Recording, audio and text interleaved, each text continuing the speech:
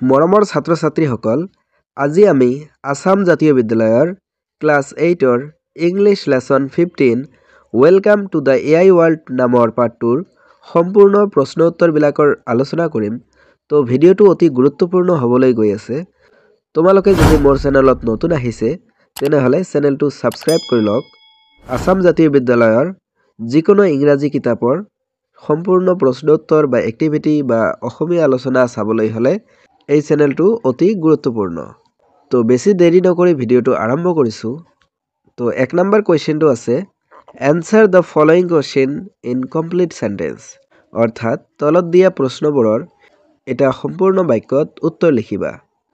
তো এই নম্বৰ কুৱেশ্যনটো আছে হোৱাট ইজ এলেক্সা, অৰ্থাৎ এলেক্সা কি? তো ইয়াৰ এনসাৰটো হ'ব Alexa is a voice assistant and also an AI engine. B number question to আছে what is the full form of AI, অর্থাৎ AI এর সম্পূর্ণ রূপটো কি বা AI এর সম্পূর্ণ নামটো কি? ইয়ার আনসারটো হ'ব the full form of AI is artificial intelligence, অর্থাৎ AI এর সম্পূর্ণ নামটো হল artificial intelligence. C number question to আছে what is AI, অর্থাৎ AI টো কি? তো ইয়ার অ্যান্সারটো হ'ব AI or artificial intelligence is a term used for the intelligence of machines or software.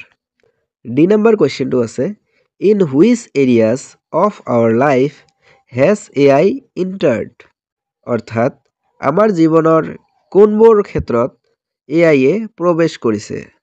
তো ইয়াৰ অ্যান্সারটো হ'ব AI has entered our lifestyle in various daily activities, অর্থাৎ আমাৰ জীৱনৰ প্ৰতিদিনে কৰা বিভিন্ন কৰ্মৰ সৈতে AI প্ৰৱেশ কৰি আছে, like social media, e-banking, chatbots, health care, gaming, navigation, self driving vehicles, facial recognition technology etcetera, অর্থাৎ যেনেকুৱা সামাজিক মাধ্যম, বেংকিং, চ্যাটবটস, স্বাস্থ্য সেৱা, গেমিং, নেভিগেশন, স্বয়ংচালিত বাহন, মুখ চিনাক্তকৰণ প্ৰযুক্তি ইত্যাদিৰ বিভিন্ন দৈনন্দিন কাম-কাজত AI এ আমাৰ জীৱনলৈ প্ৰৱেশ কৰিছে। এতিয়া আমি 2 নম্বৰ কুৱেশ্যনটোলৈকে আহিছোঁ।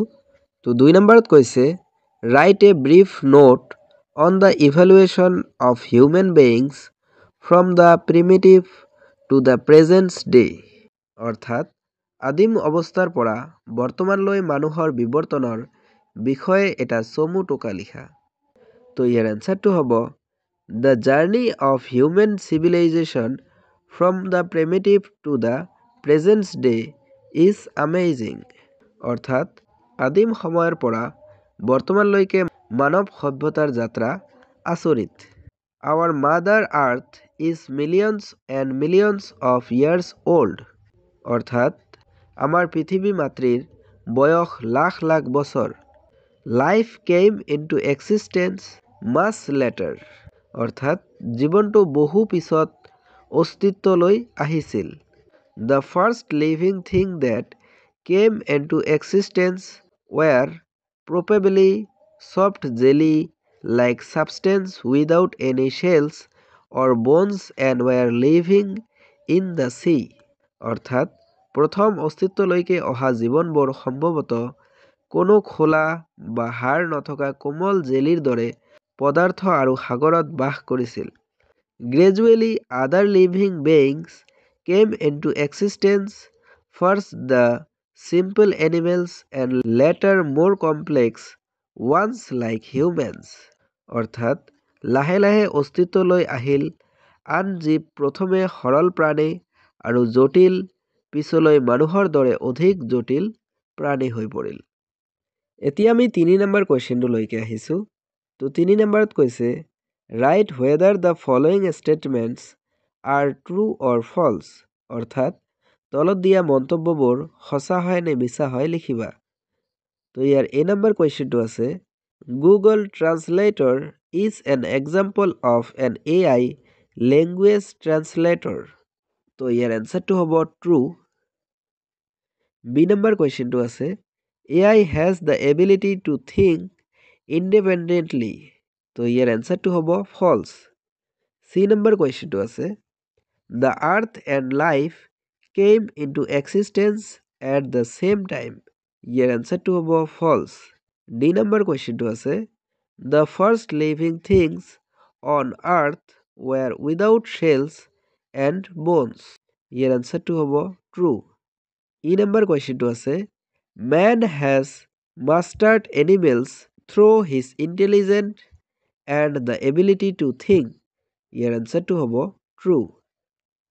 তো মৰমৰ ছাত্ৰ ছাত্ৰীসকল এয়া আছিল welcome to the AI world নামৰ পাঠটোৰ সম্পূৰ্ণ প্ৰশ্ন উত্তৰৰ ভিডিঅ'।